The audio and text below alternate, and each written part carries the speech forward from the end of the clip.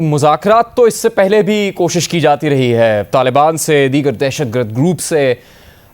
जिस वक्त आपकी जमात की हुकूमत थी उस वक्त भी कोशिश की गई, ख़ास तौर पर स्वात के हालात के हिसाब से। तो ये एक तरह से ये नहीं कहा जा सकता कि कोई नई बात है। वज़ीर आज़म ने कहा कि दहशतगर्द ग्रुप्स से मुज़ाकरात हो रहे हैं या हम इस बारे में सोच रहे हैं कि उनको माफ़ी दे दी जाए अगर वो हथियार डाल देते हैं।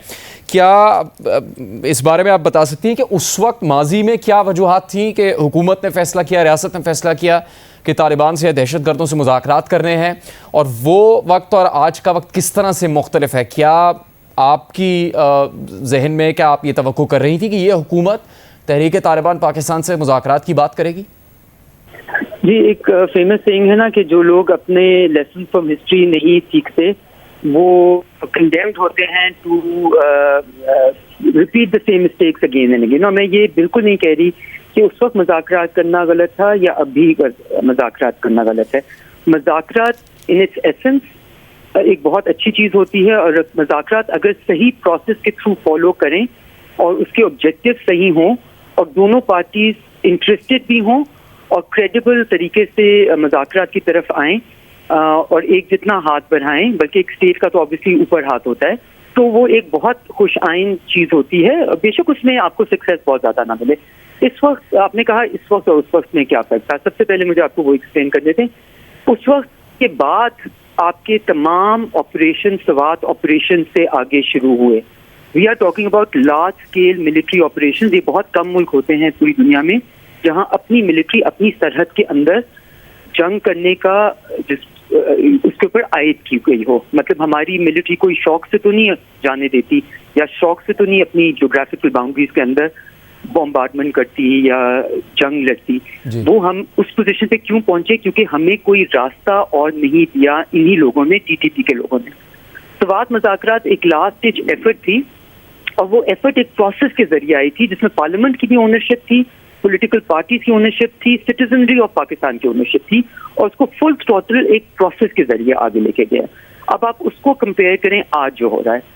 आज ये हो रहा है कि कई हफ्ते पहले आपके वजीर खारजा ने एक बयान दिया और फिर आई थिंक मिनिस्टर को इंटीरियर ने कि जी टीटीपी के साथ मुज़ाकरात हो सकते हैं और हम उनको माफ करने के लिए तैयार हैं। उसके बाद उनका एक रद्द अमल आता है जिसमें वो कहते हैं माफी तो वो लोग मानते हैं जो कुछ गलती करते हैं, एक्सेट्रा।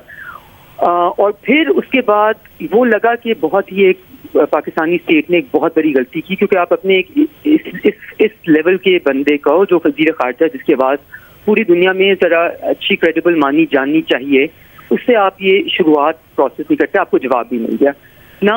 उसके बदले में अब आप जहाँ पे आपको वो जवाब मिल गया उसके बाद आपका वजीर आजम वही बात करे दोबारा, और उनकी तरफ से अभी किसी किस्म की फॉरगेट, उनकी तरफ से पाकिस्तान के वजीर आजम ने कहा पाकिस्तानी कौम को कॉन्फिडेंस मिल गया, और उन्होंने ये अपने उस इंटरव्यू में कहा कि जी हम बहुत मैं पॉलिटिकल आदमी हूँ, मैं तो पॉलिटिकल डायलॉग में बिलीव करता हूँ। आप मुझे बताएं ये पॉलिटिकल डायलॉग पाकिस्तान के अंदर क्यों नहीं हो सकता?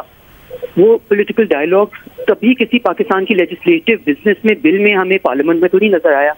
और तीसरी सबसे बड़ी बात, आप क्या एपीएस को ये कौम भूलने के लिए तैयार हैं? एपीएस में जो हुआ जिसकी इन्होंने जिम्मेदारी ली टीटीपी ने, आपने एपीएस के बच्चों के वालिदैन के साथ मुज़ाकरात करके उनसे उनकी ली है कि क्या वो माफ करने के लिए तैयार हैं? एक पूरा नेशनल प्रोसेस के बाद आप इस जगह पे पहुंचते हैं। आप किसी टीआरटी के इंटरव्यू में, एक फॉरेन टीवी के इंटरव्यू में इस तरह के स्टेटमेंट्स दे जाते हैं जिसमें आपकी पूरी कौम की खून बहा हो, जिन लोगों ने जो अभी भी ये कह रहे हैं कि जी हमने तो कुछ गलत ही नहीं किया, वो 200 लोग हमने हलाक किया, आपके शहीद किए हमारी नज़र में ऑब्वियसली आपने, लेकिन वो बच्चों की शहादत तो बच्चे नहीं देने के जाते स्कूल। आप उनको जो भी कह दें वो तो बहुत बड़ा एक टेररिस्ट एक्ट था। फिर जो हमारे सिपाही, हमारे फौजी, हमारे पुलिसमैन, हमारे सिविलियंस, हमारे सिटीजन जिनको शहीद किया गया कोने कोने में पाकिस्तान के, कहाँ पे ये डायलॉग प्रोसेस का एक थोड़ा सा आपने कहाँ से आपने ओनरशिप ली है? में आगे का रास्ता क्या है फिर?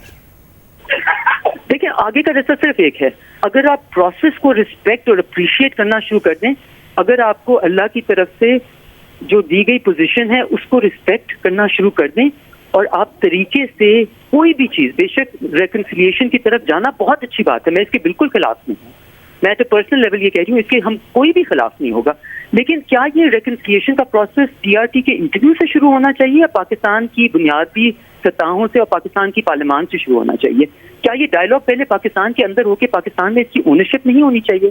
क्या एक एनालिसिस नहीं होना चाहिए कि पिछली बार अगर हमने डायलॉग प्रोसेस में रेकन्सिलिएशन का जो प्रोसेस हुआ उसमें उन्होंने टाइम बाय किया और वापस आके स्टेट को हिट किया, उसमें से क्या लेसन हमने लर्न किए हैं और किस तरह हम उन लेसन को अप्लाई कर सकते हैं?